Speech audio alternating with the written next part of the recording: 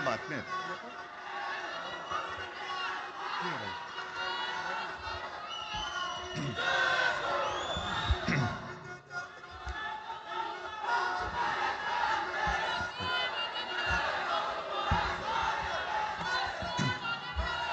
बऱ्याच वर्षानंतर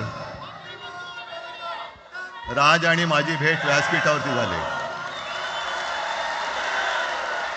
आता पंचायत अशी आहे की त्यांनी मला सन्माननीय उद्धव ठाकरे असं बोललेलं आहे.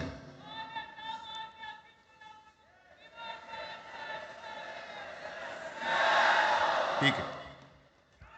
आणि साहजिकच आहे की त्याचंही कर्तृत्व आपण सर्वांनी पाहिलेलं आहे.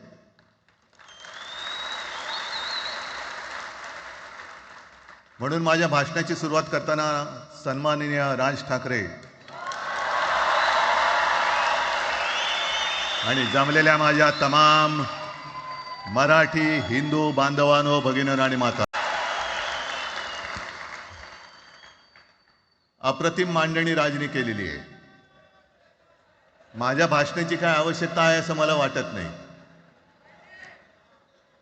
कारण आजच्या कार्यक्रमाची घोषणा झाल्यानंतर साहजिकच आहे सगळ्यांचं लक्ष हे आज भाषणाकडे आहे.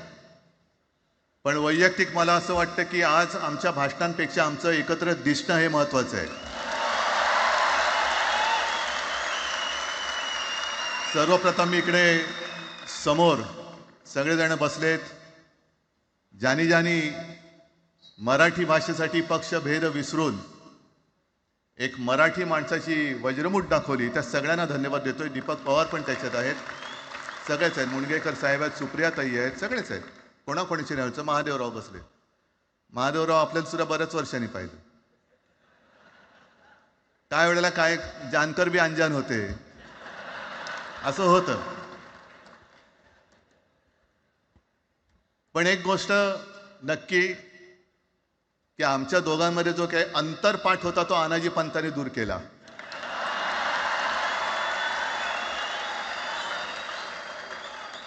आता अक्षता टाकण्याची काय तुमच्याकडनं अपेक्षा नाहीये. एकत्र आलोय एकत्र राहण्यासाठी.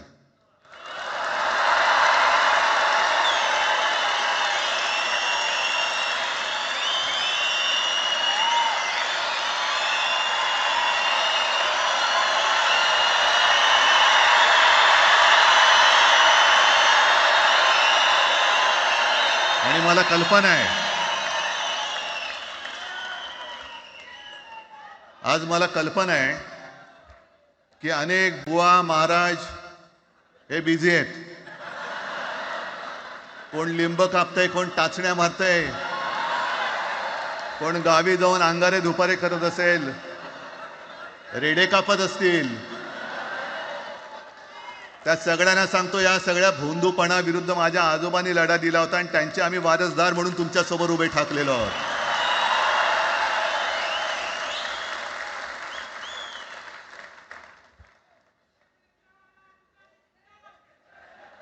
नाही, सगळं आपणच करून ठेवलेलं आहे.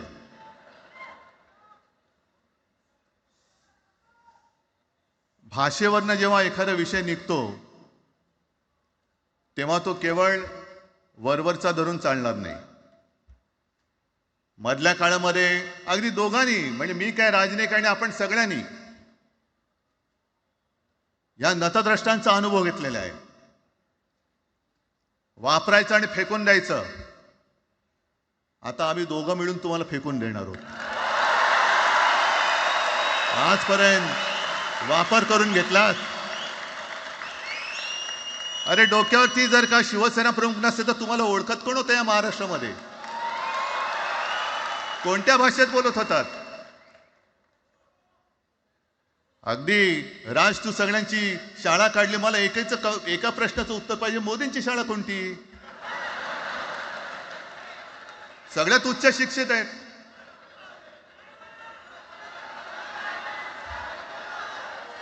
पण हे जे काय यांची मध्यंतर मी बोललो ना, भाजप ही अफवांची फॅक्टरी आहे. मधल्या काळात त्यांनी सुरू केलं होतं.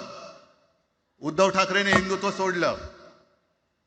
हिंदुत्व ही कोणत्याही भाषेची मक्तेदारी नाही. आम्ही अस्सल मराठी बोलणारे तुमच्याही पेक्षा जास्त कडवट कट्टर देशाभिमानी हिंदू आहोत. तुम्ही काय आम्हाला हिंदुत्व शिकवताय? अरे 92-93 साली जेव्हा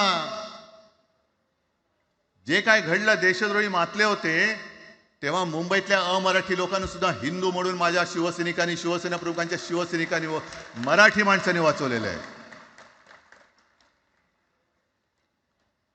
आणि देवेंद्र फडणवीस आज जे बोललेत, बातम्या आले सगळीकडे, मी इकडे बातम्या आणल्यात. भाषेच्या नावाखाली गुंडगिरी सहन केली जाणार नाही.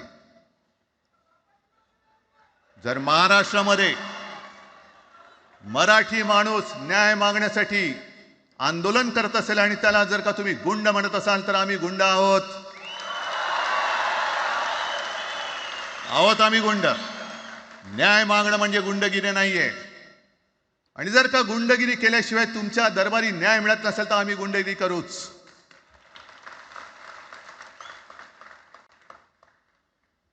पण हे सगळे राजकीय वाडगे. देवेंद्र फडणवीसांची आजचं वक्तव्य म्हणजे मला संयुक्त महाराष्ट्र चळवळीच्या वेळेला सखा पाटलांनी केलेलं एक वक्तव्य आठवते. हे असेच तेव्हाचे, जो दिल्लीत बसतो त्याचे पाय चाटणारे इथले राज्यकर्ते असतात, ते त्यांना मी बाडगे म्हणतोय.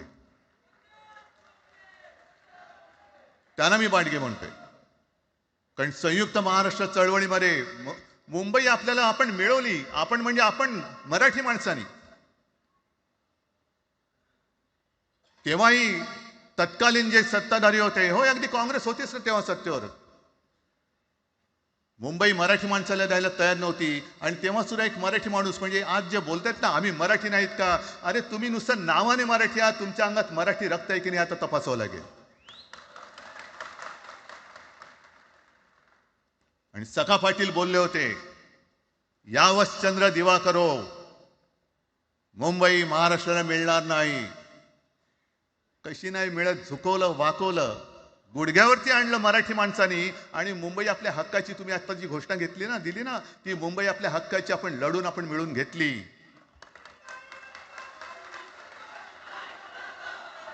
कशासाठी हा सगळा तुम्ही घोळ घालतात?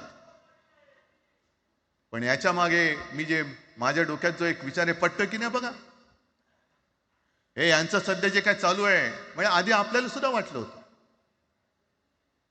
कारण तेव्हा काश्मीरमध्ये 370 कलम होतं, ते हटवण्यासाठी शिवसेनेने पाठिंबा दिला. आणि तेव्हा यांनी घोषणा दिली होती, एक निशाण, एक प्रधान, एक विधान. बरोबर आहे. देश एक असला पाहिजे, संविधान एक असलं पाहिजे, निशाण सुद्धा एकच, तो आपला तिरंगा असला पाहिजे. भाजपचं भांडी पुसायचं फडकं असतं कामा नये. ते फडकं म्हणजे आमचा राष्ट्रध्वज नाहीये. पण ते सगळं चाललंय एक एक एक एक. त्याच्यानंतर आता नवीन एक टुमणं काढलं, 1 नेशन 1 इलेक्शन. म्हणजे हळुवारपणाने हे सगळं काही एक एक एक करत, हिंदी, हिंदू, हिंदुस्तान, हिंदू आणि हिंदुस्तान मान्य आहे, पण हिंदीची सक्ती आम्हाला मान्य नाही. तुम्ही किती कमिट्या करा, हिंदीची सक्ती तुमचे 7 पिढ्या उतरल्या तरी आम्ही लावू देत नाही.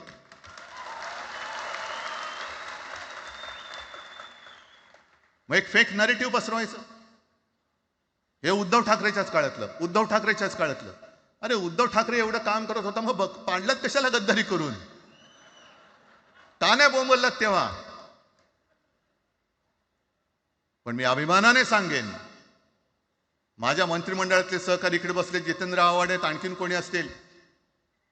मी मुख्यमंत्री असताना महाराष्ट्रामध्ये मी मराठीची सक्ती केली होती आणि केलीच, ज्याचा मला अभिमान आहे. काय केलं त्याचं तुम्ही? मराठी भाषा महाराष्ट्रामध्ये सक्तीची करावी लागली. का करावी लागली? कोण आहेत आमच्या मराठीचे दुश्मन, कोण आहेत? पण महाराष्ट्रामध्ये मराठीची सक्ती केल्यानंतर सुद्धा काही लोक कोर्टामध्ये गेले. ती गुंडगिरी नाही होत. पण आता कोणतरी एक तो भेडिया बीड काय भेडिया असतं ना त्याचं नाव,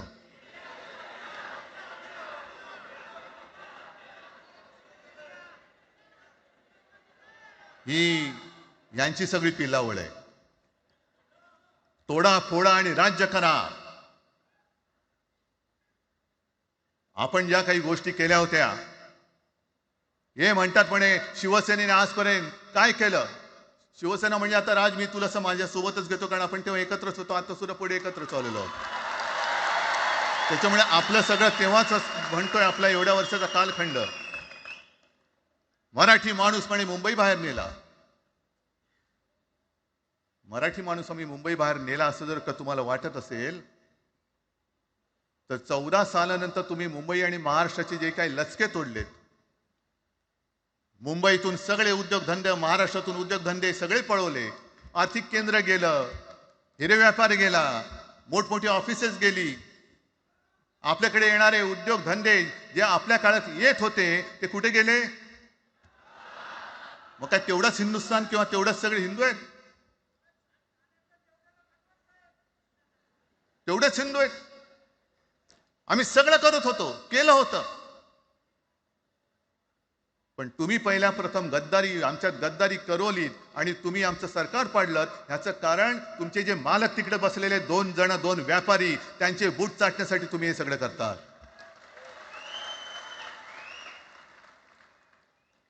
हे इतक्या वर्षाचं सगळं सहन करत करत करत आपण आलो. आपल्या डोळ्या देखत सगळे लचके तोडले जात आहेत. आपल्या दोघांनाही भांडवलं जात आहे आणि नतद्रष्टा आपल्या डोक्यावरती बसतायत. किती काळ सहन करायचंय? प्रत्येक वेळेला काही झालं की भांडाभांडी लावायची. आता सुद्धा तेच होणार. म्हणजे आम्ही एकत्र येणार, आल्यानंतर निवडणुकीपर्यंत एकत्र राहतील का? सत्ता प्राप्ती, काही जण म्हणतात की यांचा मराठीचा नाही, महापालिकेचा आहे. अरे नुसता महापालिकेचा नाही, तर आमच्या महाराष्ट्राचा आहे. आम्ही महाराष्ट्र सुद्धा काबीज करू.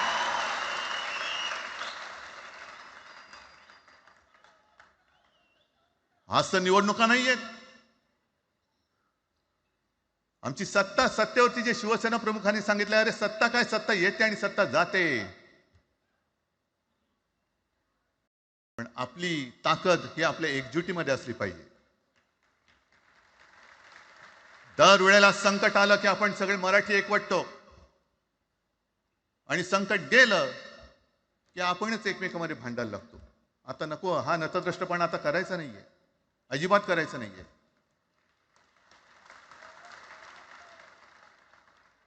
कारण गेल्या विधानसभेत त्यांनी जे काही केलं, बटेंगे तो कटेंगे. आपल्याला काय वाटलं होतं की हिंदू मुसलमानांमध्ये करतायत. हिंदू मुसलमान तर केलंच, पण त्यांनी खास करून केलं ते मराठेतर केलं. म्हणजे यांची नीती आहे ती अशीच आहे, जे गुजरातमध्ये त्यांनी केलं. गुजरातमध्ये गेल्या निवडणुकीत एक असा माहोल होता, मला वाटतं मोदी तेव्हा का त्यांच्या नंतर असेल, माहित नाही मला, लक्षात नाही. वातावरण असं पेटलं होतं गुजरातमध्ये की बस आता पटेल यांना आपटेल. पण त्यांनी काय केलं बरोबर? पटेलांना भडकवलं, पटेलांना वेगळं केलं आणि पटेल तर सगळं एकत्र केलं. हरियाणामध्ये पण तेच केलं. जाट लोकांना भडकवलं, जाट लोक एकत्र झाले, त्यानं वेगळं केलं आणि जाटे तर सगळा जो काही समाज होता तो एकत्र करून तिकडे सत्ता प्राप्त केली. महाराष्ट्रामध्ये तेच केलं. मराठ्यांना उचकवलं आणि मराठी तर सगळा एकत्र केला. बटेंगे तो कटेंगे ही भीती त्यांच्यामध्ये निर्माण केली की बघा ते एकत्र झालेत, तुम्ही जर का फुटलात तर ते तुमच्या डोक्यावर बसतील. झाले एकत्र. मराठी माणूस मराठी माणसाची भांडला आणि दिल्लीचे गुलाम आपल्या डोक्यावरती राज्य करायला लागले. आणि आपण त्यांच्या पालख्या व्हायच्या. नुसते पालख्यांचे भय होणार की तुम्ही कधीतरी आपल्या माय मराठीला पालखीमध्ये सन्मानाने बसवणार आहात. बस झालं, आता यांची जोखड फेकून दिली पाहिजे. एकमेकांमध्ये भांडून त्यांचे जे काही डाव आहेत ते करत असतात.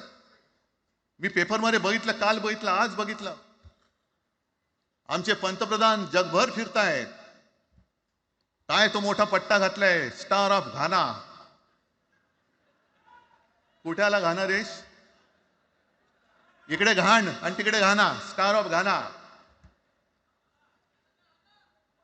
पण एका बाजूला मोदींचा फोटो आणि दुसऱ्या बाजूला माझ्या महाराष्ट्रामधला शेतकरी कर्जबाजारी झालाय, त्याला बैल सुद्धा तर पोसत नाही, बैल मिळत नाही, म्हणून त्या नांगराचं जोखड घेऊन तो शेती करतोय. मग एका बाजूला हा शेतकरी, त्याच्या खांद्यावरती गळ्यामध्ये ते नांगराचं जोखड आहे, आणि तिकडे आमचे पंतप्रधान स्टार ऑफ घाना. लाज वाटली पाहिजे, लाज, खरोखर लाज वाटली पाहिजे. आणि आजच पेपरमध्ये बातमी आले, 2 बातम्या आल्या की लाडक्या बहिणीचं पोर्टल आता बंद, नव्याने नोंदणी होणार नाही, बसा बोंबलत आता. आणि त्याही पेक्षा सगळ्यात भयानक गोष्ट म्हणजे संपूर्ण देशामध्ये सगळ्यात जास्त कर्जबाजारी शेतकरी कुठे असतील तर ते आपल्या महाराष्ट्रामध्ये आहेत. महाराष्ट्र आता थांबणार नाही, कर्ज काढतच राहणार. आणि ही यांची जी काही खेळी आहे, आपापसात भांडवायचं. मी एक साधी गोष्ट केली होती. जितेंद्र, तुम्हाला माहिती असेल, आपण तिकडे चौपाटीला, जिकडे बिर्ला मातोश्री का बिर्ला क्रीडा केंद्र काय आहे, मराठी रंगभूमीचं दालन, मराठी रंगभूमीचा इतिहास सांगणारं दालन, त्याची निर्मिती करण्याचे सगळे आदेश वगैरे राजा सगळं झालं. आराखडा मंजूर केला मी. आणि 2-3 महिन्यापूर्वी बातमी आली की तो आराखडा यांनी केराच्या टोपलीत टाकला, ती जागा यांच्या मालकाच्या मित्राच्या घशात टाकतात. हा मराठीचा तुमचा अभिमान? मराठी भाषा भवनाची त्याचं भूमिपूजन मी केलं होतं. माझ्या सोबत अजित पवार होते, उपमुख्यमंत्री. कुठे गेलं मराठी भाषा भवन? कुठे गेलं मराठी भूमीचं रंगभूमीचं दालन? का तुम्ही आमची मराठी मारतात? का तुम्ही आमच्यावरती सक्ती करता आहात? अनेकदा सांगितलं की आम्ही कोणत्याही भाषेच्या विरोधात नाही आहोत. जर आमच्यावरती सक्ती करण्याचा प्रयत्न केला तर आमची शक्ती काय ती एकदा तुम्हाला अशी दाखवू की पुन्हा तुम्ही कधी डोकं वर नाही काढणार, पुन्हा डोकं वर काढणार नाही. या सगळ्या गोष्टींकडे आपण आज एकत्र आलेलो आहोत. पुन्हा आपल्यामध्ये काड्या घालण्याचे उद्योग होतील, कारण त्यांचा धंदाच तो आहे. एकतर कुठे, मी नेहमी सांगतो, कोणाच्याही लग्नामध्ये भाजपवाल्यानं बोलवू नका. येतील मस्त श्रीखंड, बासुंदी, पोळ्या बिळ्या खातील आणि त्याला नवरा बायको भांडण लावून दुसऱ्या लग्नात जेवायला जातील. बरं, एवढं केलं तरी बरं, नाही तर त्या पोरीलाच पळून घेऊन जातील. कारण ह्यांचं स्वतःच असं काहीच नाहीये. कोणत्याही लढ्यामध्ये कधीही भाजपा नव्हता. अगदी संयुक्त महाराष्ट्राच्या चळवळीमध्ये सुद्धा भाजप हा सगळ्यात शेवटी आला आणि 57ची निवडणूक झाल्यानंतर सगळ्यात पहिल्यांदा बाहेर पडला. हे जनसंघ, तेव्हा त्यांचा जो राजकीय नाव होतं जनसंघ, यांच्याकडनं आम्ही देशाभिमान शिकायचा, यांच्याकडनं आम्ही महाराष्ट्राचा अभिमान शिकायचा. आणि आम्ही आपापसात भांडून ह्यांना सगळं काही बहाल करून टाकायचं. या सगळं विकून टाका, सगळा सत्यानाश करून टाका. अरे, आपली मुंबईच्या शिंदड्या उडवल्या जात आहेत. अख्खी मुंबई कोणाच्या घशात घालतायत? कोणाच्या? बघत बसायचं सगळं. म्हणजे आज सगळ्यात जास्त जर कोणी जमिनीचा मालक मुंबईमध्ये असेल तो यांच्या मालकाचा मित्र आहे, अदानी. कोणाची जागा? कोणी रक्त सांडलं? कोणी रक्त सांडलं? कोणी? ते हुतात्मा स्मारकाला वंदन करताना सुद्धा आपल्याला लाज वाटली पाहिजे. अरे, त्यांनी तर रक्त सांडलं, बलिदान केलं, पण त्यांनी रक्त सांडून मिळून गेलेली मुंबई जर का आपण राखू शकणार नसू तर आपल्याला लाज वाटली पाहिजे, शरम वाटलं पाहिजे. म्हणून त्या रक्ताची शपथ घेऊन मुंबई आणि मराठीच्या रक्षणासाठी आपल्याला उभं राहायला पाहिजे. ठीक आहे, असतील, होते, मत पटली होती, पटले नसतील, पण याच्या पुढे मराठी आणि महाराष्ट्र धर्माचं रक्षण करणं. आमचा हनुमान चालीसाला विरोध नाहीये, पण मारुती स्तोत्र आम्हाला का विसरायला लावताय? मारुती स्तोत्र आहे ना, भीमरूपी महारुद्रा. आमचा जय श्रीरामला विरोध नाहीये, पण भेटल्या म्हटल्यानंतर राम राम हे म्हणणारे आम्हीच मराठी. हे तुम्ही आत्ता जय श्रीरामची घोषणा द्यायला लागलात, पण जय जय रघुवीर समर्थ सांगणारे समर्थ रामदास त्यावेळेला आमचे होऊन गेले. त्यांनी आम्हाला पहिल्यांदा रामाची भक्ती शिकवली. त्याच्यामुळे यांचा काही आगा नाही, पिछा नाही. राजकारणातले हे व्यापारी आहेत, वापरा आणि फेका. तो एक गद्दार काल एक बोललाय, जय गुजरात.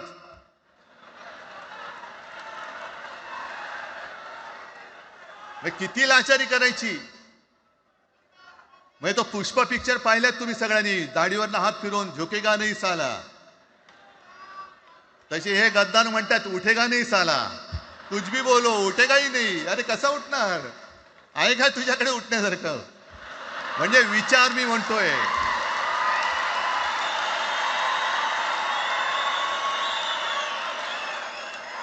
अरे विचार वगैरे मी म्हणतोय.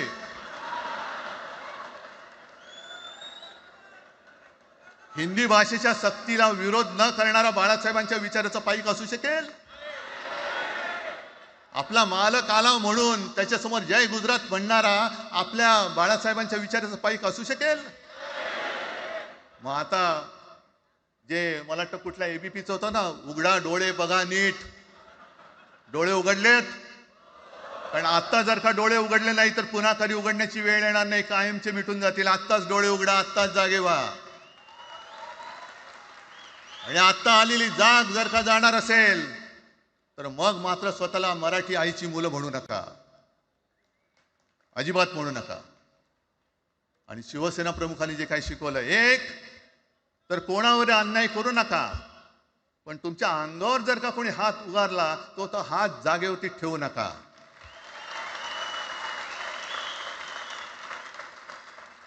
देवेंद्र फडणवीस भाषिक गुंडगिरी सहन करणार नाही तुम्ही म्हणता आहात. मला एक मराठी माणूस असा दाखवा की जो आपल्या देशात इतर राज्यामध्ये जाऊन गुंडगिरी करू शकतो. हिम्मत आहे त्याची? एक मराठी माणूस दाखवा. पण तुमचे सगळे चेले चपाटे उठतायत, कोणावरही आरोप करतायत, तमाशे करतायत. अरे कोणताही मराठी माणूस किंवा कोणताही भाषिक इतर प्रांतीय भाषेत तिकडे गेला, राज्यात गेला आणि दादागिरी करण्याचा प्रयत्न केला तर उभा चिरून टाकतील तिथली लोक. बंगालमध्ये जाऊन बघा, तमिळनाडूमध्ये जाऊन बघा. मग आम्ही आमच्या घरामध्ये आमच्या न्याय हक्काची गोष्ट केली, बरं कोणाशी भांडतो आम्ही? इथे सुद्धा काही अमराठी आले असतील, जसं राजने सांगितलं तसे आपले सगळ्यांचे अमराठी अनेक मित्र आहेत. पण त्यांच्यामध्ये आम्ही गुण्या गोविंदाने नांदतोय. मग हे गुण्या गोविंदाने नांदले, एकत्र राहिले तर आपली पोळी कशी भाजली जाईल? म्हणून तुम्ही आमच्या एकजुटीमध्ये विषाचा खडा टाकतात. हे सगळे तुमचे डाव आता उघड झालेले. तुम्ही वाटेल ते करा, पण मी आज महाराष्ट्राला आवाहन करतोय, म्हणजे विनंती करतोय की यापुढे कोणत्याही पक्षाचे आपण असू, जसं संयुक्त महाराष्ट्र समितीच्या वेळेला मराठी माणसाची एकजूट झाली होती, तशी एकजूट जर का आपण सगळ्या पक्षांनी मिळून, अगदी भाजप मधल्या मराठी माणसांनी सुद्धा त्याच्यामध्ये आलं पाहिजे.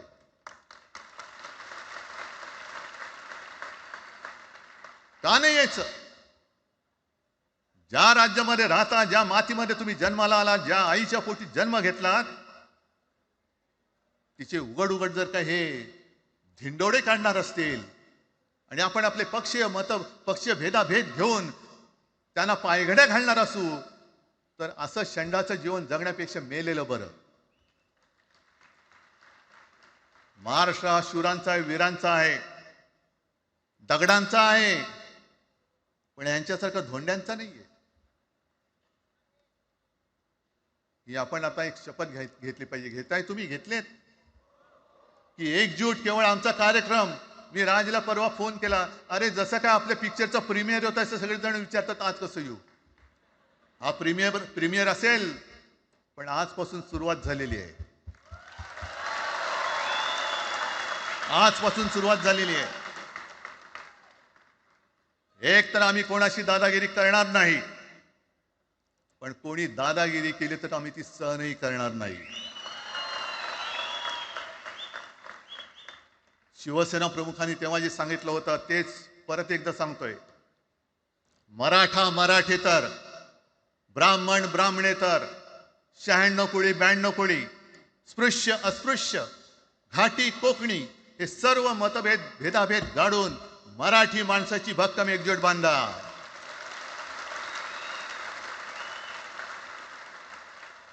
आणि शेवटी एक आवाहन करतो, हे सगळ्या मराठी माणसांना आणि मराठी प्रेमींना आहे, तुटू नका फुटू नका आणि मराठी ठसा पुसू नका. जय हिंद, जय महाराष्ट्र. धन्यवाद उद्धव साहेब.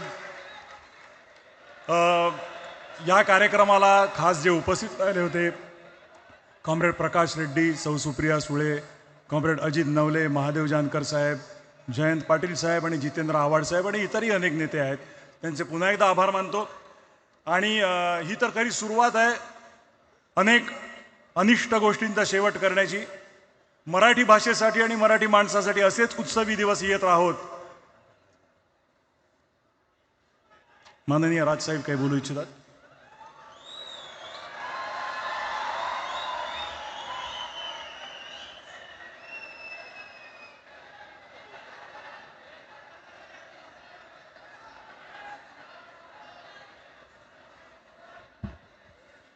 मला माफ करा, मगाशी माझ्या भाषणामध्ये त्या ओघात जे पक्ष या सगळ्या लढ्यामध्ये सामील झाले त्यांची नावं घ्यायला मी विसरलो.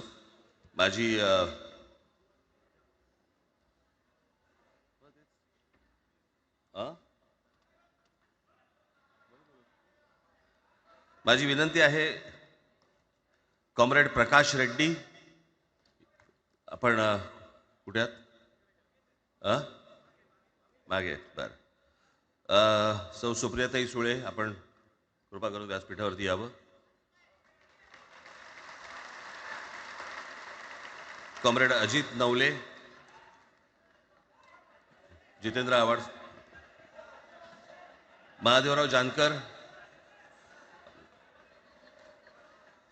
शेतकरी कामगार पक्षाचे आमचे जयंतराव कुठे गेले? मागे आहेत. बरं, आपण व्यासपीठावरती यावं सर्वांनी.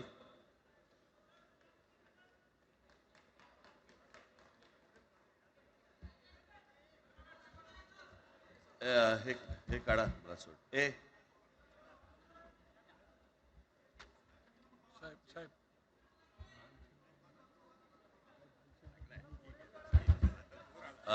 मुडगेकर साहेब, आपण पण मुडगेकर साहेब, आपण वरती यावं, व्यासपीठावरती यावं.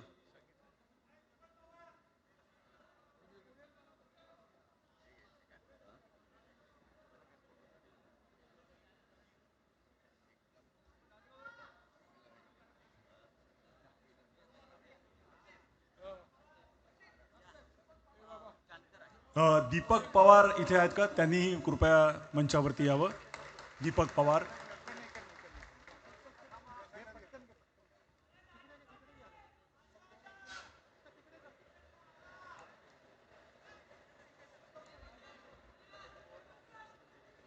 दीपक पवार इथे उपस्थित आहेत का? मागे कुठेतरी बसले असं मला कळलं. आणि आमदार निकोले इथे आले, त्यांनाही मी विनंती करतो. हां, दीपक पवार आले. दीपक पवार आले.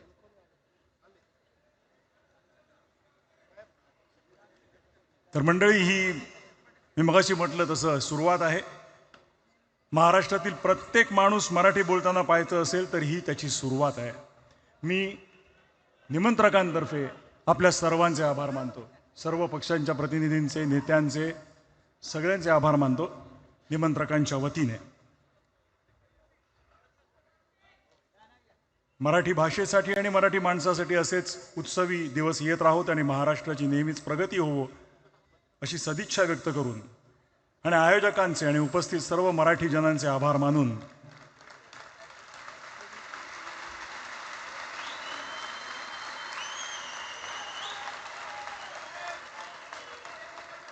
मी मगाशी सुरुवातीला जो म्हणालो, हा एक महत्त्वाचा ऐतिहासिक क्षण आहे. या ऐतिहासिक क्षणाचे आपण सगळे साक्षीदार आहोत.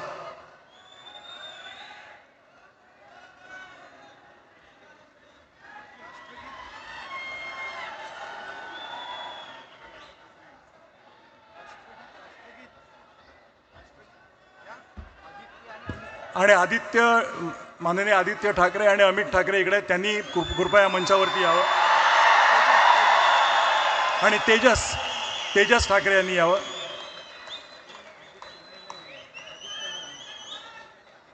आदित्यजी आणि अमितजी ठाकरे.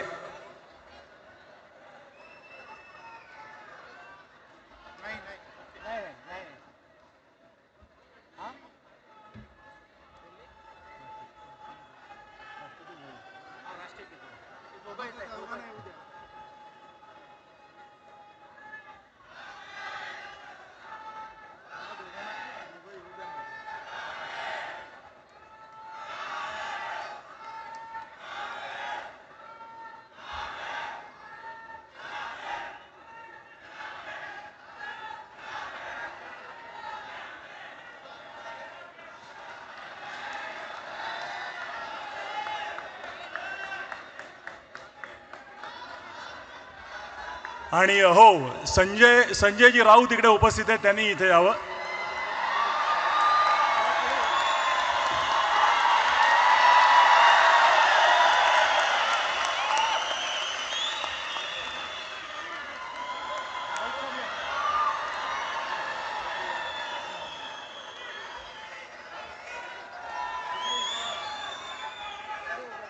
मला वाटतं ह्यापेक्षा म्हणजे आपण,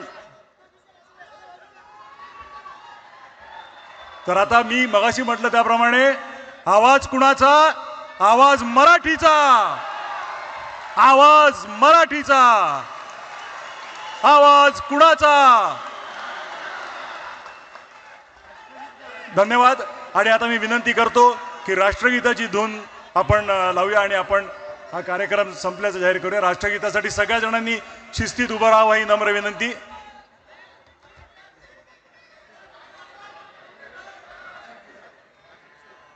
राष्ट्रगीत सुरू करत आहोत.